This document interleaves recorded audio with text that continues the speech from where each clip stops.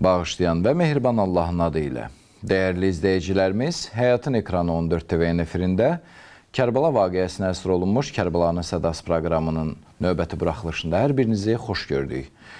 Bizim bugünkü mövzumuz aləmlərin əşrəfi, rəhmət peyğəmbəri, külli kainatda ən kamil, ən uca insan olan Allah Rəsulü Muhammed Mustafa sallallahu aleyhi və səlləmin vəfat gününə əsr olunmuşdur. Bizim bugünkü qonağımız ilahiyyatçı Pərvin Allahverdiyevdir. Pərvin bəy, xoş gəlmişsiniz. Selamun aleyküm və rəhmətullah. Mən də sizi xoş gördüm. Yenidən təşəkkür edirəm ki, bu gözəl verilişə bizi dəvət eləmişsiniz və ilk öncə sizi kanal rəhbərliyini və əziz tamaşaçılarımızı inşallah ki, salamlayıram. Dəvətimizi qəbul edib gəldiyinizə görə biz sizə minnətdarlığımızı bildiririk, var olasınız.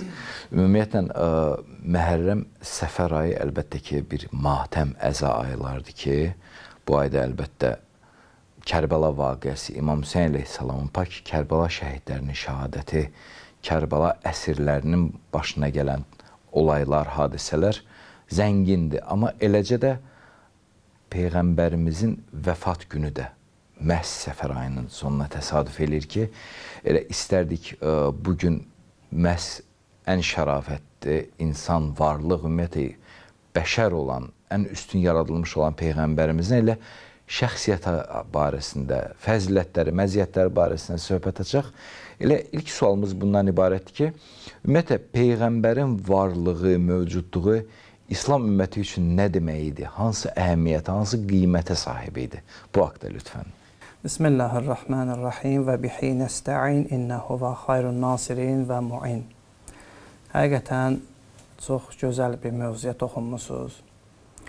Amma Peyğəmbər əleyhissalam kimi bu dərin şəxsiyyət haqqında mənim kimi cılız birisi həqiqətən nə danışa bilər ki? Amma biz də çalışacağıq ki, öz çapımızda, öz elmimiz qədər Həzrət Peyğəmbər əleyhissalamın şəxsiyyəti haqqında danışaq, söhbət eləyək. Həqiqətən çox ağır aylardır. Bizim millətimiz, Azərbaycan xalqı Məhərrəmli ilə yanaşı, həm də bu Səfər ayın ağır ayı. Bu ayda, bu ayın sonunda, Səfər ayının 28-i Peyğəmbər əleyhissalamın dünyadan getdiyi gündür. Ona görə bu qalan 10 günlər ki var, İmam Hüseyin əleyhissalamın ərbənindən sonra qalan 10 gündə ağır ay kimi, ağır günlər kimi yadlarında saxlayıblar ta keçmişdən indiki dövrə qədər. Peyğəmbər əleyhissalamın varlığı ümmət üçün nə deməkdir? Həqiqətən çox gözəl bir mövzudur. Çox mühüm mövzulardan biridir. Biz ümumiyyətlə çox vaxt Peyğəmbər əleyhissalamı tarixi şəxsiyyət kimi tanıtdırmışıq. Bəli. Biz deyəndə ki, ümumiyyətlə çoxluq bu cürdür. Peyğəmbər əleyhissalamı məsumları tarixi şəxsiyyət kimi təqdim ediblər, yox. Peyğəmbər əleyhissalam təkcə tarixi şəxsiyyət deyil. Dövlət idarə edən bir şəxsiyyət deyil. Bunlar da var öz yerində. Amma biz tarixi mənbələrə baxanda görürük ki, Peyğəmbər əleyhissalam həm də bir mənəvi atadır. Bəli. Atadır, həqiqətən. Peyğəmbər əleyhissalamın dövründən qabaqki bəşəriyyətin halına baxaq. Özümüzü qoyaq o dövrə. Təsəvvür eləyək ki, həmin dövrdə yaşayırıq. Çox çətin bir dövr idi. Həzrət əleyhissalam Nəhcül Bəlağədə bu barədə çox gözəl buyurur ki, deyir, insanlar azğınlıq içində idi. Fitnə, fəsad hər yeri bürünmüşdü. Rəhmət və şəfqət hissi unudulmuşdu. Varlı insanlar kasıbları qul kimi işlədirdilər. Güclü insanlar zəif insanları əzirdilər. İnsanlar zülmətin içində idilər. Çox çətin bir dövrdə və deyir, bunun ən pik nöqtəsi bu idi ki, atalar öz qız övladlarını diri-diri torpağa bastırırdılar. Həmin dövrdə Allah deyir, bir dənə günəş göndərdi. O günəşdə Həzrəti Peyğəmbər əleyhissalam idi ki, Peyğəmbər əleyhissalamın gəlişi ilə o qaranlıq, daşdaşmış qəlblər dirildilər, dirsəldilər. Bu ona bənzəyir ki, elə bir ki, ölüm yatağında can verən bir insana can verilir, yenidən durur ayağa. Peyğəmbər əleyhissalam bəşəriyyətə bu cür can verdi. Həzrət Peyğəmbər əleyhissalamın bir hədisi var. Həzrəti Əli əleyhissalama deyir ki, deyir, ya Əli, mən və sən bu ümmətin iki atasıyıq. Çox gözəl bir dənə söz deyir Həzrəti Peyğəmbər əleyhissalam. Özün bir ata kimi göstərir. Bəli, peyğəmbəri ilə yanaşı, ilahi rəhbəri ilə yanaşı deyir ki, biz atayıq. Ata, məsəl üçün bir övladın ayağına tikan batsa, ata necə narahat olar? Övladı az olsa, atası narahat olar. Peyğəmbər əleyhissalam sırf belə bir şəxsiyyət idi ki, ümmətinin çətinlikləri, sıxıntıları Peyğəmbər əleyhissalamı çox narahat eləyirdi. Hətta burada bir maraqlı məqam da var ki, biz Bine-i qədimdən bizim də milli adət-ənənəmizdə deyilir ki, atalar sözü. Amma əsl həqiqətdə əlbəttə ki, təhriflər, uydurmaları kənara qoysaq, baxırıq ki, həqiqi mənada atalar sözləri məhz Allah Rəsulu və Həzrət Əlidən gələn hədislərdir məzmunda.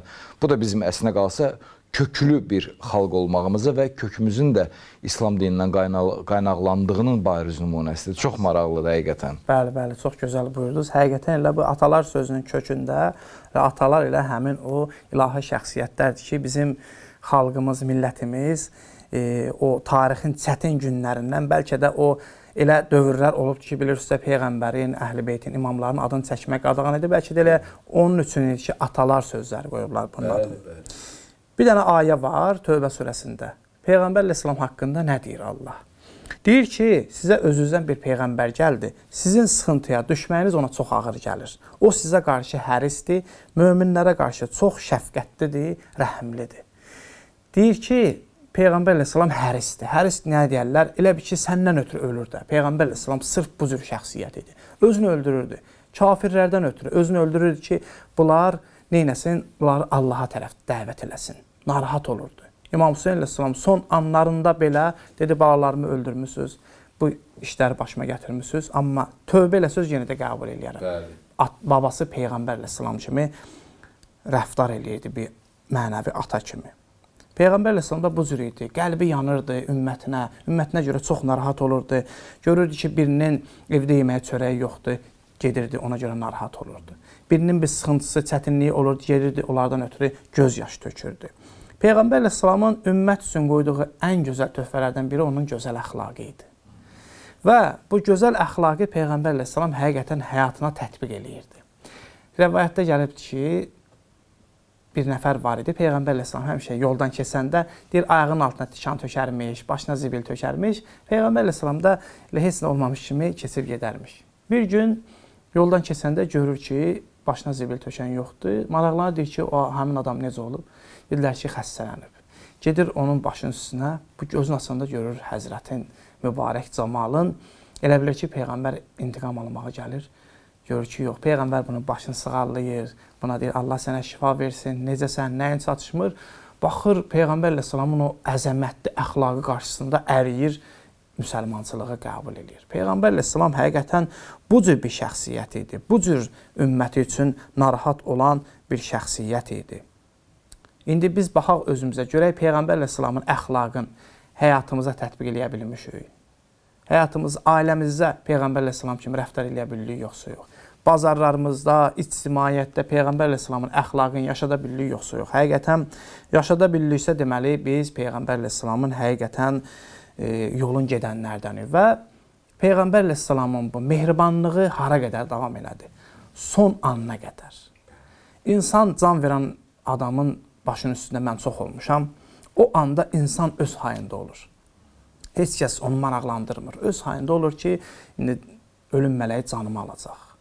Amma Peyğəmbər əleyhissalam o cür deyir idi. Peyğəmbər əleyhissalam gördülər ki, Həzrət əleyhissalam baxdı ki, Peyğəmbər əleyhissalam dodağında nəsə deyir.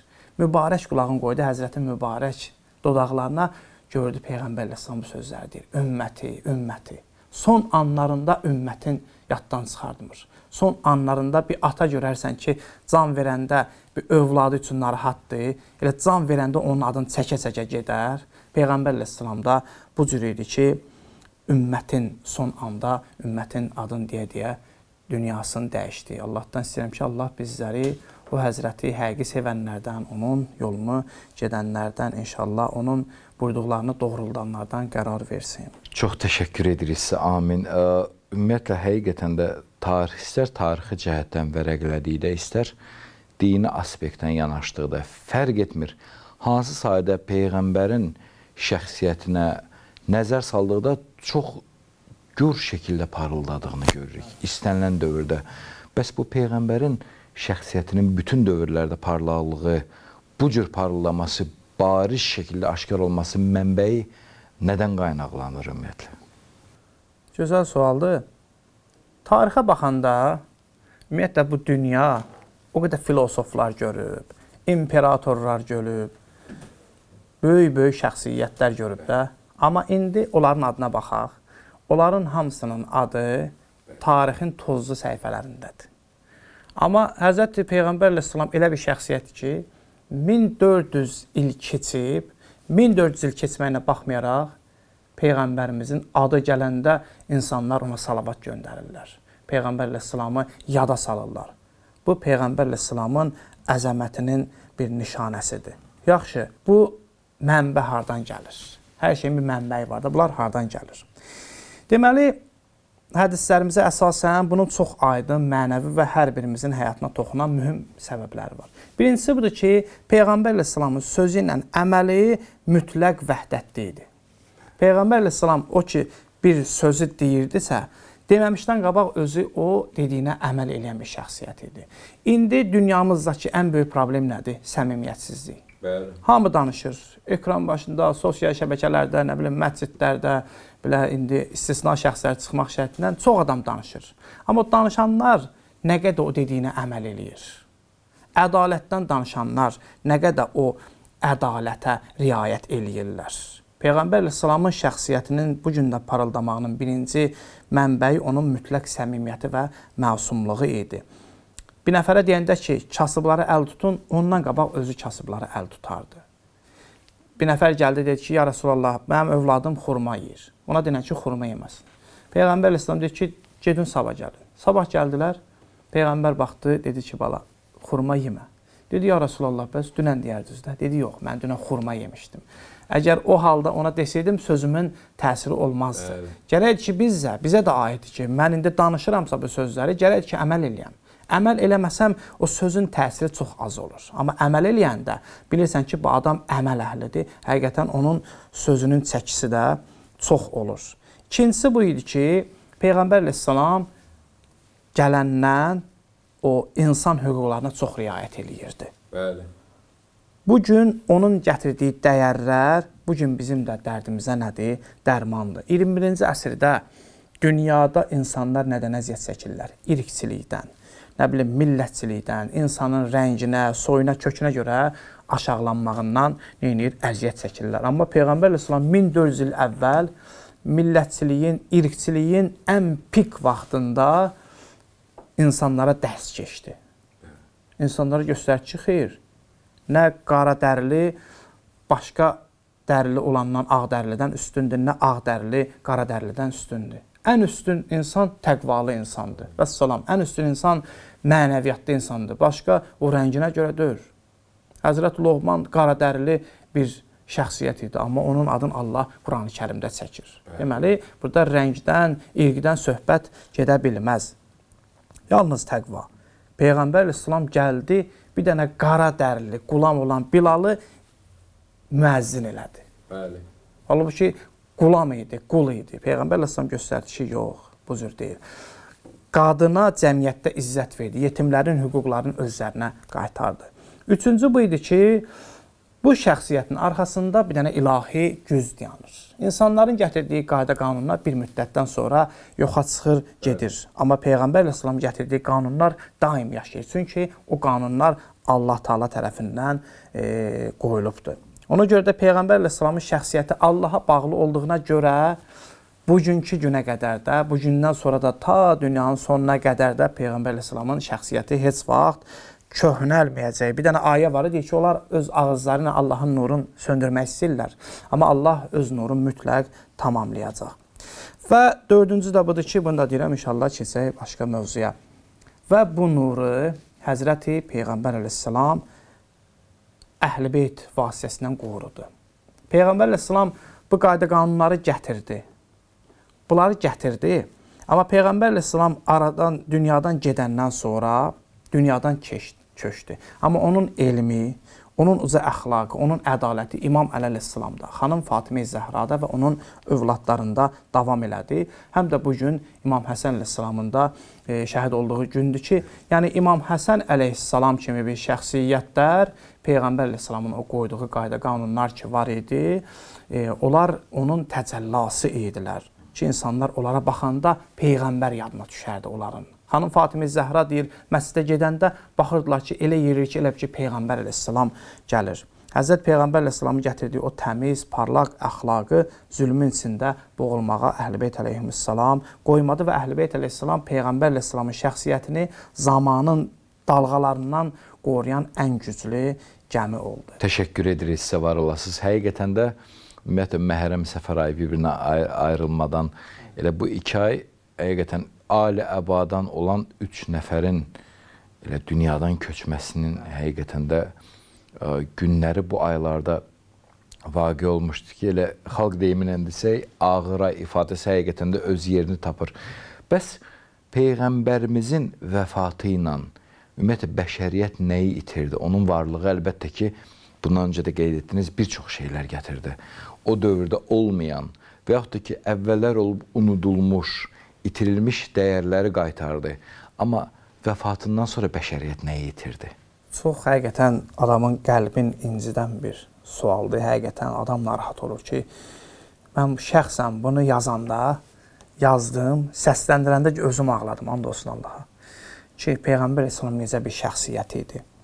Peyğəmbər əleyhissalamın vəfatı ilə Mədinədə fəğan qopmadı. O gün sanki bütün bəşəriyyət yas saxladı. Həzrəti Əli əleyhissalam Peyğəmbər əleyhissalamın bədənin qusul kəfən eləyəndə elə bir söz deyir ki, adamın qəlbi narahat olur, qəlbi sızıldayır. Buyurur ki, ya Rəsulallah, sənin ölümü ilə elə bir şey kəsildi ki, səndən əvvəl heç kimin ölümü ilə o şey kəsilməmişdi. Səninlə birlikdə yer üzündən nübüvvət, ilahi xəbərlər və göylərin vəhyi kəsildi. Yəni, bəşəriyyət bir neçə şey itirdi. O şeylərdən biri bu idi ki, biz bayaq dedik ki, Peyğəmbər əleyhissalam dedi ki, mən və Əli bu ümmətin atası yox. Ümmət birinci öz mənəvi atasını itirdi. Təsəvvür edin ki, Peyğəmbər əleyhissalamın dövründə bir insanın qəlbi darıxırdı. Narahat olurdu, sıxıntıları, problemlər olurdu. Gəlirdi Həzrətin mübarək camalını görməklə, onunla həmsöhbət olmaqla o çətinliklər, sıxıntılar nə olurdu? Unudulurdu. Xanım Fatimə Zəhra gəldi atasının vəfatından sonra qəbrinin üstünə. Dedi ki, atacan, səndən sonra yer üzünün rəngi dəyişdi.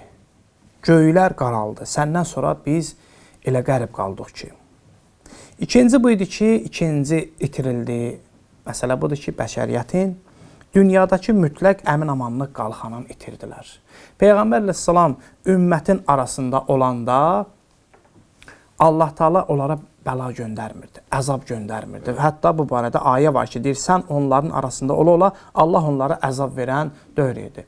Ki, bəzi hədislərdə də var, bəzi məsəl üçün körpə uşaqlar olmasaydı, ağsaqqallar olmasaydı, həqiqətən Allah bəla göndərdi. Və yaxud da bir hədis var ki, yer üzündə Allahın höccəti olmasaydı, yer bir-birinə dəyib dağılardı. Həqiqətən bu cürdür. Yəni, ümumi götürəndə, yəni yer üzü heç vaxt höccətsiz olmayıbdır. Peyğəmbər əleyhissalamda olanda, olduğu müddətdə heç vaxt, hətta Peyğəmbər əleyhissalamı daşladılar, Peyğəmbər əleyhissalam mübarək qanın axıtdılar.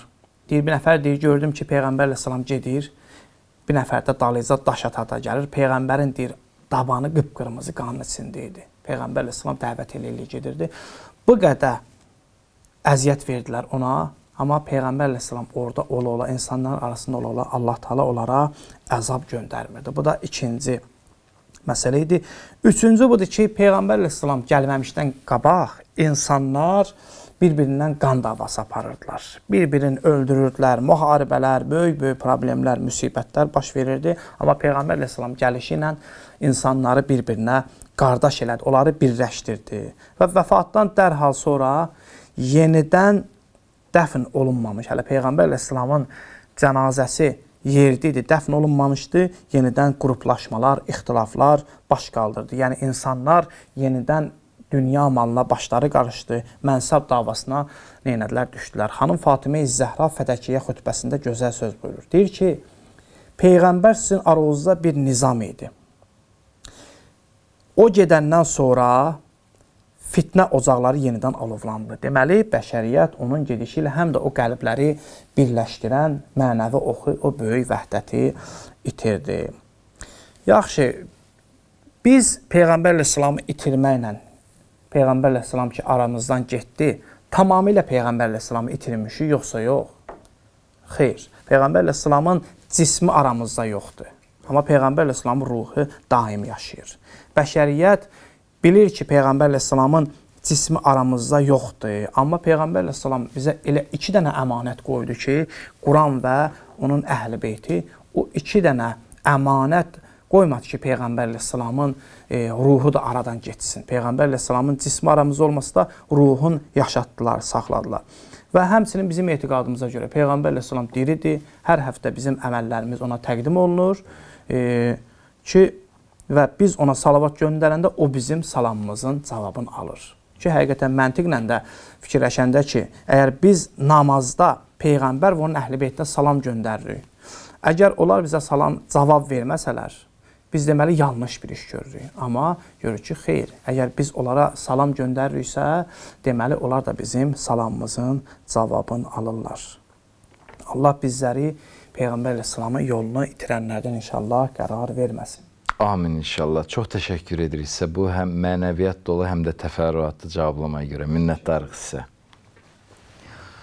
Dəyərli izləyicilərimiz, qısa fasilədən sonra yenidən sizinlə birgə olacağıq. Bizi izləməyə davam edin.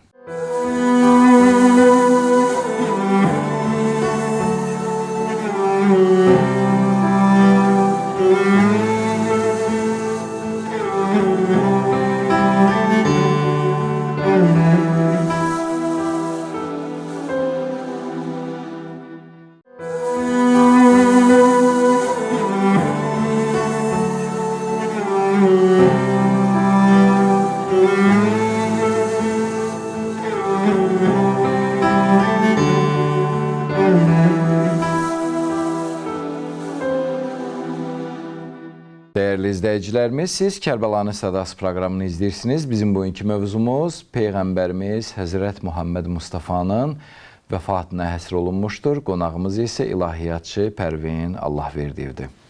Pərvin bəy, Peyğəmbərimiz Səqələyn hədisi məşhur hədisdir ki, həm mütəvatirdir, həm İslamın bütün məzhəb, məktəb və təriqətlər tərəfindən yekdür qəbul olunan hədisdir ki, mən sizin aranızda 2 ağır əmanət qoyub gedirəm. Biri Quran, biri də əhl-i beytimdir. Və bu ikisi qiyamətdə mənə qovuşana qədər bir-birinin əsla ayrılmazlar.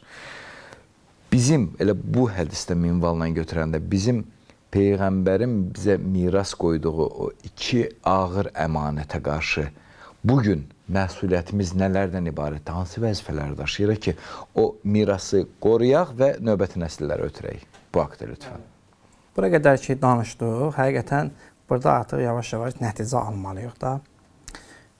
Ki, bütün bu söhbətlərdən sonra gəlirik, çıxırıq bu günə. Yaxşı, Peyğəmbər əleyhissalam ki, 2 dənə əmanət qoyubdur bizə. Quran və əhl-i beyt.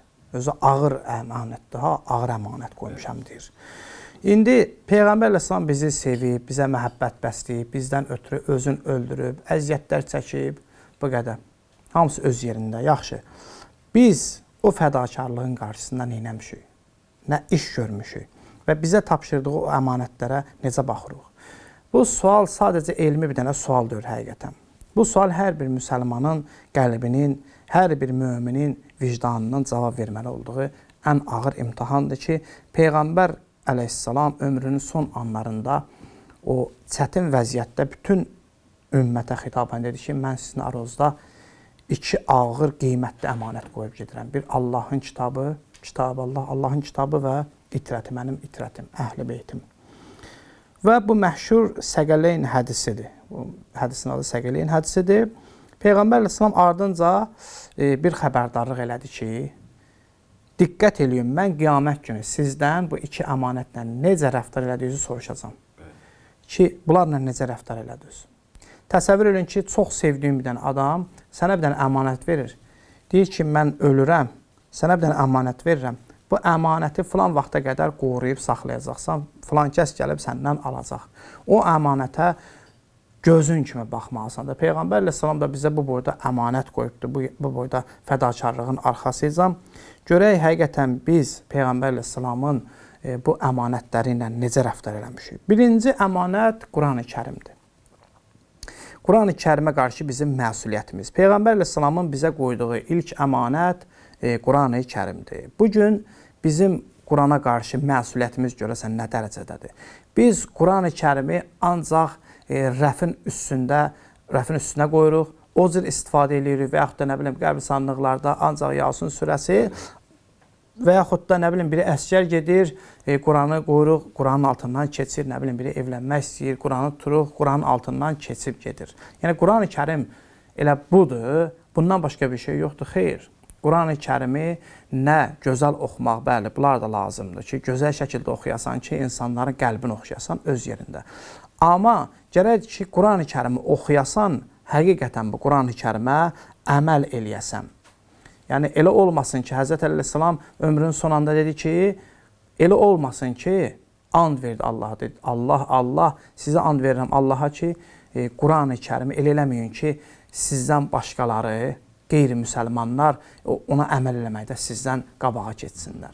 Bu, səhv eləmirəmsə, bunu haşiyə olaraq deyəcəm, Türkiyədə olmuşdu bu hadisə, bizim böyüklərimizlə danışıb, bu bir hocanın başına gəlibdi. Bir hoca danışır ki, bu həmişə orucluq ayında hər gün bu hocanı bir nəfər iftara çağırılmış evinə ki, gəl bizdə iftar elə. Bu adam danışır ki, bir gün həmin hoca gəldi bizdə iftar eləməyə, növbə bizə satdı. Gəldi, oturdu, yemək yedi falan. Dedi ki, mən namaz qılmaq istəyirəm, mənə bir otaq göstərin. Deyir, apardım bunu otağa saldım ki, yəni burada namaz qıla bilərsən. Namazın qıldı, gəldi, biraz söhbət falan, çıxdı, getdi. Biraz keçəndən sonra deyir, yoldaşım orada mənə dedi ki, filan kəs, bura pul qoymuşdum, sən götürmüsən? Dedim ki, yox, mən pul götürməmişəm. Həmin otaqda, hocanın namaz qıldığı otaqda. Deyir, başladıq buna qarşı bədbin olmağa ki, biz səni evimizə dəvət eləmişik, süfrəmizi açmışıq, gəlmişsən burada, ibadət eləmişsən, hələ bir pulumuzu da oğrayıb gedmişsən. Bir ildir keçdi üstündən, həmişə də mən bunu görürəm, salam verir, heç vaxt salamına da cavab vermirəm. Bir il keçdi, vaxt gəldi, yenə orucluq vaxtı bizə növbə düşdü. Bunu dəvət elədik evimizə. Deyir də, cəmaat deyər ki, bunu kin saxlayır da. Bunlar cəmaat heç bilmir axı. Deyir, bunu yenidən dəvət elədik ki, gəlsin, iftar eləsin. İftar elə deyim, buna baxdım, dedim, hoca, hiss eləyirsən ki, sənə qarşı rəftarım dəyişib. Dedi ki, bəli, heç mən bəzən salam verirəm, salama cavab vermirsən. Dedi, bilirsən niyə? Dedi ki, yox. Dedi ki, hoca, o pulu sən götürmüşdün oradan. Deyir, bunu deyən kimi, deyir, hocanın gözləri yaşardı. Baxdım buna, dedim ki, dayı, olub da, iş işdən keçibdi, ağlama. Dedi, yaş, bədbəxt, ona ağlamıram. Dedi, bilirsən nə ağlayıram? Dedi, yox. Dedi, gedin, orada Qurani Kərim var. Qurani Kərimi açın, pul onun arasındadır. Getdilər, Qurani Kərimi açdılar, gördülər, pul arasındadır. Dedi, mən namaz qılanda istiydi otaq, pəncərəni açdım ki, biraz hava gəlsin. Hava gələndə, deyir, o pullar yerə dağıldı. Pulları götürdüm, qoydum Quranın arasına. Deyir, mən onu ağlayıram ki, bir il keçib siz hələ Qurani Kərimi açmamsınız ki, açanda görəcəksiniz ki, pul oradadır. Yəni, bu bizim bədbəxtçiliyimizdir ki, biz Qurani Kərimdən bu dərəcədə istifadə eləmirik. İkinci əmanət Əhl-i Beytə qarşı məsuliyyətimizdir. Peyğəmbər əleyhissalam canından çox sevdiyi, bizə tapşırdığı ikinci əmanət onun Əhl-i Beytidir. Şura surəsinin 23-cü ayəsində Peyğəmbər əleyhissalama deyirlər ki, ya Rasulallah, bu qədər Peyğəmbəri eləmsən, əziyyət çəkmirsən, neyniyək, nə verək sənə? Ayə nazil olur Şura 23-ci. Bunun müqabilində, yəni Peyğəmbərlik eləmişəm, mən sizə Peyğəmbərliyimin müqabilində heç bir muzd, əvəz istəmirəm, yalnız yaxınlarıma, yəni Əhl-i Beytimə sevgi və məhəbbətdən başqa. Bizim Əhl-i Beytə deməli, qarşı mənəvi məsuliyyətimiz iki mühüm sütun üzərindədir. Bir, məhəbbət, iki, itaət. Bəli, biz imamları sevirik. İmam Hüseyin əleyhissalamın adı gələndə gözümüz yaşarır. Başqa imamların başına gələn hadisələri eşidəndə gözümüz yaşarır. Onların olunan zülmü eşidəndə narahat oluruq. Amma bu bəs eləyir, yox. Bu bəs eləmir. Gərəkdir ki, onlara itaət eləyək. Əgər onlara itaət eləsək, bəli, deməli biz həqiqətən onları sevirik. Həqiqətən onlara məhəbbətimiz var, məvəddətimiz var. İtaət eləməsən yox. Çünki Allah özü ilə yanaşı, Peyğəmbərlə yanaşı onlara itaət eləməyi vacib bir sütun bilir. İmam Sadiq əleyhissalam deyir ki, tərəfdarlarına bizlərə deyir ki, bizim üçün zinət olun. Bizim üçün bir utanc, bir eyib olmayın. Qoy insanlar sizin dürüstlüyünüzü, gözəl əxlaqınızı görəndə desinlər ki, baxın, bu Əhl-i Beyt məktəbinin tələbəsidir. Əgər biz bugün İmam Əli əleyhissalamın ədalətindən danışırıqsa, amma özümüz ədalətsizlik eləyiriksə, deməli biz düzgün şəkildə rəftar eləməmişik. Həzrət əleyhissalamın ədalətinə düzgün şəkildə iman gətirməmişik və bu iki əmanətin vəhdəti var. Peyğəmbər əleyhissalam dedi ki, bu iki əmanət Kövsər hovuzunun başında mənə qovuşana qədər heç vaxt bir-birindən ayrılmazlar. Nə Quran Əhl-i Beytsiz, nə də Əhl-i Beyt Quransız kamildir. Quran-ı Kərim deyir ki, səbirli olun. Kərbalaya baxırıq ki, İmam Hüseyin əleyhissalam necə səbirlidir. Elə həmin ayəni görürük İmam Hüseyin əleyhissalamda. Fədakarlıqdan danışanda Allah deyir ki, fədakar olun, baxırıq xanım Fatimə Zəhranın həyatını görürük ki, həqiqətən onlar Quran-ı Kərimi canlı Qurandırlar da, natiqi Quran həm də canlı Qurandırlar ki, o Quranın buyurduqlarını öz həyatlarına tətbiq eləyiblər. Çox təşəkkür edirik sizə, var olasınız Pərvin bəy.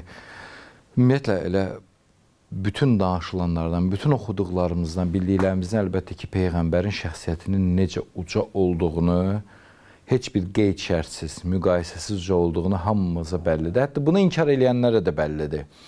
Bəs bizim bir müsəlman olaraq, bir Peyğəmbərin ümmətinin nəfəri olaraq, fərdi olaraq, zaten uca olan Peyğəmbərin adını uca tutmağımız hansı həddə vacibdir bizə? Vacibdirmi? Vacibdirsə nə qədər vacibdir və hansı məsuliyyətlər var boynumuzda? Bu haqda lütfən. Və sonda Həzrəti Peyğəmbər əleyhissalamın adı haqqında danışırsınız. Necə eləyək ki, bunlar vacibdir Peyğəmbər əleyhissalamın adını uca tutmaq yoxsa yox? Bəli. Peyğəmbər əleyhissalamın adını uca tutmaq İslamda və xüsusilə bizim mənbələrimizdə sadəcə bir nəzakət, adət və yaxud da tövsiyə xarakterli əməldir. Bu həm də vacib bir əməldir. Necə? Birincisi budur ki, Peyğəmbər əleyhissalamın adını çəkməklə sən İslama daxil olursan. La ilahə illallahla yox, təkcə onunla yox. Bunu deyəndən sonra gərək Muhammedən Rasulullah da deyəsən. Mütləqdir. Onun adını çəkməsən, sən müsəlman deyilsən. Yəni, onu gərək adını çəkəsən. Gör, nə qədər vacibdir. Hətta, bayaq dedik ki, onların adına biz namazda salavat göndəririk. Namazda salavat göndəririk. Deməli, bunların adını uca tutmaq çox vacibdir. Əşhədü ənnə Muhammedən Rəsulullah deməlisən ki, iman gətirəsən. Başqa bir dində olan gərək iman gətirsin. Bu ad uca tutulmamışdan, dilə gətirilmədən və qəlblə təsdiqlənmədən İslam dairəsinə daxil olmaq qeyri-mümkündür. Bu imanın var olma həddidir. İkinci budur ki, böyüklərimiz, imamlarımız buyurublar ki, dua eləmirsən, duanın qabağında bir salavat de, bir də duadan sonra salavat de.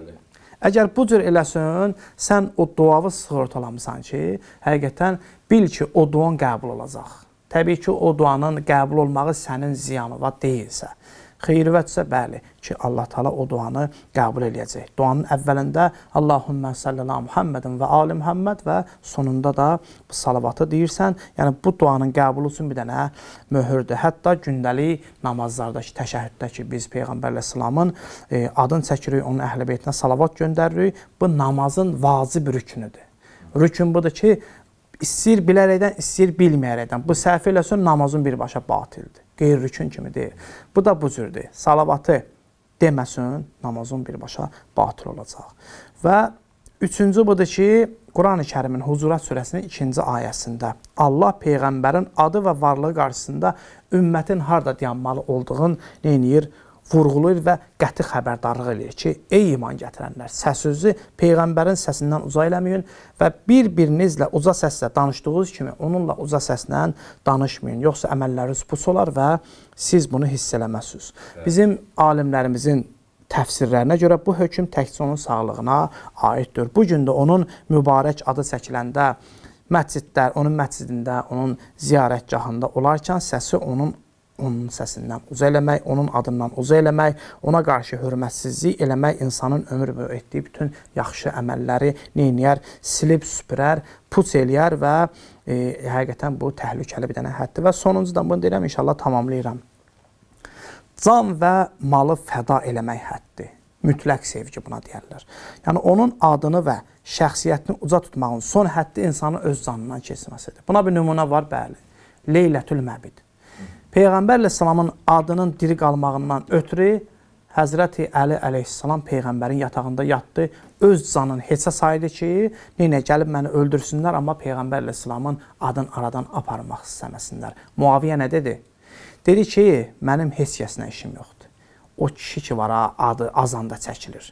Mənim məqsədim budur ki, o kişinin adını azandan aradan aparam. Amma Muaviyə kimi şəxslər bugün tarixin zibilliklərinə gömülüblər, amma Peyğəmbər əleyhissalamın adı indiki dövrdə də, onun əhl-i beytinin adı indiki dövrdə də hörmətlə, ehtiramla çəkilir. Və bizə bəzən bəzi insanlar, bəzi dinin nümayəndələri bizə iradlar bildirirlər. O iradlardan biri də budur ki, bizə deyirlər ki, siz imamların adını çox çəkirsiniz. Həzrət Əleyhisselamın, İmam Hüseyin Əleyhisselamın, xanım Fatimə Zəhra, ümumiyyətlə 12 imamın adını çox çəkirsiniz. Amma Peyğəmbər Əleyhisselamdan heç danışmırsınız. Heç onun adını çəkmirsiniz. Yaxşı, iraddır. Amma bu insanlar dərk eləmirlər, başa düşmürlər ki, Peyğəmbər Əleyhisselam elə bir uca şəxsiyyətdir ki, Peyğəmbər Əleyhisselama çatmaq qeyri-mümkündür. Mənim kimi aciz bir insan, günah eləyən bir varlıq Peyğəmbər əleyhissalamın uca şəxsiyyətə çata bilməz. O uca şəxsiyyətə çatmaq üçün nə etməliyik? Məcburuq ki, biz Həzrət Əleyhissalamdan istifadə eləyək. Bəli. Çünki Peyğəmbər əleyhissalamı ən yaxşı tanıyan Həzrət Əli əleyhissalamdır. Vəsilə? Bəli. Onun vasitəsilə biz Peyğəmbər əleyhissalamı, onların vasitəsilə Peyğəmbər əleyhissalamın uca şəxsiyyətini tanıyırıq. Həzrət Əli əleyhissalam necə bir şəxsiyyətdir? Peyğəmbər əleyhissalamın yerində yatır. Peyğəmbər hətta deyir ki, bir yerdə yatırdıq bu uşaq olan vaxtı. Deyir, Peyğəmbər əleyhissalamın mübarək bədəninin o qoxusun, ətrini hiss eləyərdim. Deyir, Peyğəmbər əleyhissalam o tikələri özü deyir, qoyardı ağzıma. Necə ki, körpə uşaq anasının dağıca qaçar, Peyğəmbər əleyhissalam mənlə o cür rəftar eləyərdi. İndi mən əgər istəyirəmsə Peyğəmbər əleyhissalama çatam, Peyğəmbər əleyhissalama çatmaqdan ötürü bu cür vasitələrdən Peyğəmbər və onun əhl-i beyti ki var, özü də əmanət eləyibdir bizlərə. O əmanətlər vasitəsilə biz Peyğəmbər əleyhissalamın uca şəxsiyyətinə inşallah ki, çata bilərik. Bəs ümumiyyətlə bizim Peyğəmbərə qarşı elə biz onu vəsilə ki, imamları bilirik ki, çatmaq üçün hər hansı bir dualar mı varmı? Belə deyək ki, Peyğəmbəri yad etməyə biz bilirik ki, misal üçün müəyyən günlərdə Kumeyl duası oxunur, Əbu Həmzə Sumali duası var, cürbəcür dua, təvəssül duaları var.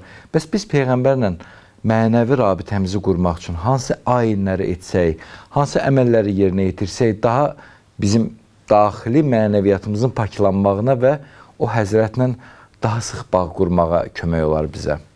Əhsən, bəli. Gözəl vurğuladınız. Onlardan biri, məsələn, bayaq vurğuladıq ki, salavatdır. Məsələn, cümə gününün əməllərinin biri budur ki, Peyğəmbər əleyhissalama 100 dənə salavat deyəsən. Bu biridir ki, bu salavat vasitəsindən Peyğəmbər əleyhissalama biz özümüzü yaxınlaşdıra bilərik. İkinci budur ki, bayaq vurğuladığım kimi, biz Peyğəmbər əleyhissalamın həyatına baxmalıyıq. Peyğəmbər əleyhissalamın gördüyü işlər ki var, onun əxlaqla insanlarla necə rəftar eləyirdi. Adi deyirik ki, elə bir uşaq olmayıbdır ki, elə bir insan olmayıbdır ki, Peyğəmbər əleyhissalama birinci salam versin. Həmişə Peyğəmbər əleyhissalam birinci özü salam verərdi.